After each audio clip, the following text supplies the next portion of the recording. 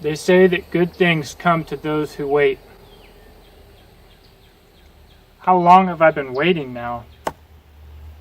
Months? Has it really been years? The dark timber Kodiak has been produced. I've got one in hand. And it's like nothing that I imagined.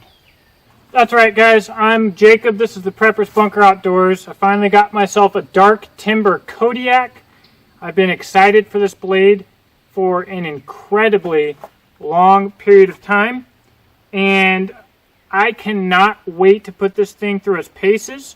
But let's do the usual initial impressions deal. First, I'll talk to you about the specs. We'll talk specifically about the blade, about the handle, and then about my overall impressions. Stay tuned and let's check it out.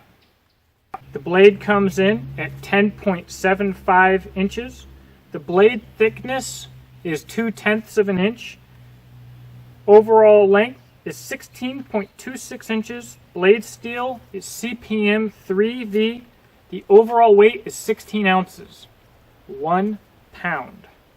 And retail, depending on handle materials, is in the high $300 to low $400 range. So we have almost an 11-inch blade with a really high grind and a fuller that help keep the weight low on this knife. The edge is very, very thin, and like usual, you're going to see that here in a moment, but that's always hard to show. But with that super thin edge, fine work is awesome with the Kodiak, and the choil definitely helps out in that regard. This blade is simply a thing of beauty, and I think that the length, the thickness, the grind height, and the edge thickness is only possible because of how awesome CPM 3V is as a steel. The handle is a little bit longer than the 1911, the Honey Badger. The palm swell, or the pommel, is a little bit larger, as they should be for a larger knife. What's really incredible is that you've got such a light blade, but then the handle is also light due to skeletonization under the scales. And what's really cool is you get the reliability of the micarta and the beauty of having a wood insert. And I typically don't really like having wood handles if I can choose something else because I beat the piss out of them. But this is an incredibly clever way to make strong, beautiful, lightweight handles. Overall, I'm incredibly impressed with this knife. I don't like to think that I'm easily influenced by how well I like a manufacturer or a design, because the worst thing that ever happens to me is when I have a lot of buildup to a knife based on design or something like that, and then I'm not impressed. That destroys me down in my heart. Don't have that problem with this knife. The knife is very unique because, to me personally, the knife is somewhere between what I'm used to with a heavy-duty woods knife and a machete. And so what that does is it makes this blade very versatile, especially with the thin edge and the edge stability and strength that's possible with 3V, and also the corrosion resistance.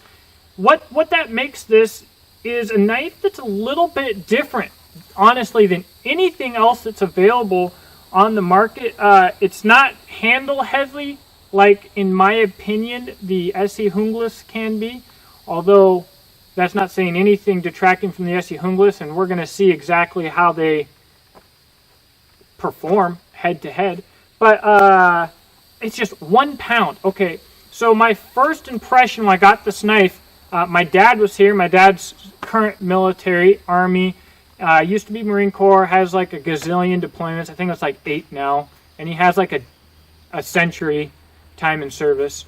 But anyways, what he thought was that this would make an awesome modern combat blade. And most people do not think of a combat blade of this size. But given the weight of this knife, if you have the space, it absolutely could be. And that unique balance between a woods blade and a machete means that this thing is very fast in hand, and with this acute tip, I feel like this would be an absolute force multiplier if you had a two-legged predator problem. And you have, you can kind of go back to that K-bar fighting knife a little bit in the style with the fuller and the fact that this is a nice big Bowie.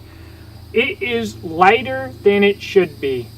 And when I say lighter than it should be, what I mean is it almost doesn't make sense in my head how light it is. But in my experience so far hacking with this thing, I've been extremely impressed. I like the palm swell a lot so far.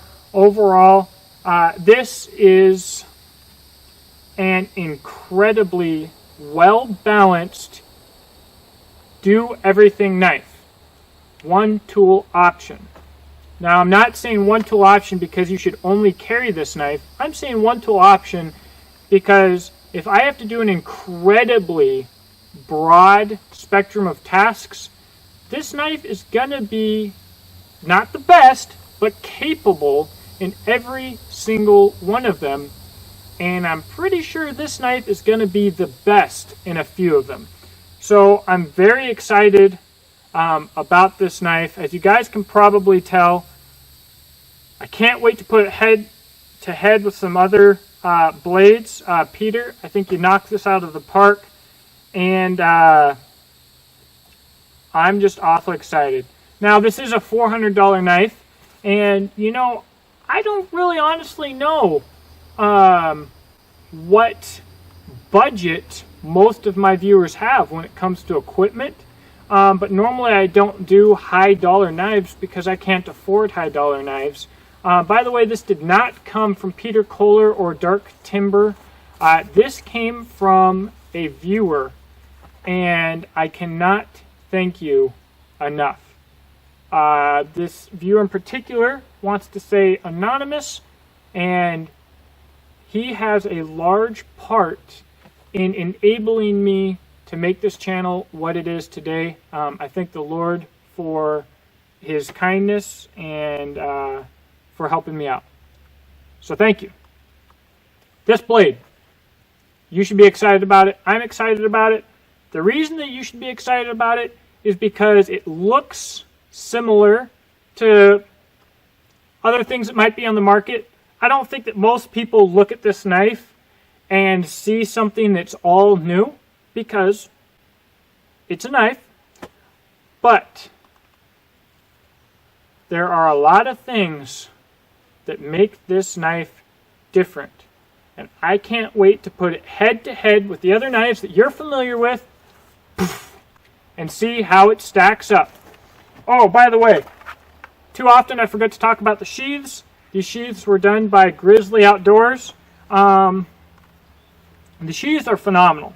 Ooh, it's a little nasty. I do like them quite a bit. Retention is good. I know that sound is killing you guys. It's killing me. Ooh, the click is good though.